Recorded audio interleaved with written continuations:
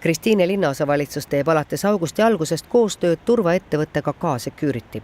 Kuigi linnaosa üldist turvataset võib heaks pidada, on viimasel ajal sagenenud avaliku korra rikkumised. Alates sellest, et rikutakse öörahu, võib-olla mängitakse palli öisel ajal spordiväljakul kuni kampade kogunemiseni välja. Ja viimase paari aasta jooksul me oleme kaardistanud linnaosas umbes 20 sellist kriitilist kohta, kus läbi aasta on erinevaid väljakutseid ja leiab aset erinevaid rikkumisi. Ja selleks, et seda süsteemselt lahendada, selleks, et parandada ja tugevdada linnaosa turvalisust, selleks me kaasasime turvapatrulli. Turvaekipaaži esimese 2 nädala sõitudest võib juba ka vahekokkuvõtteid teha.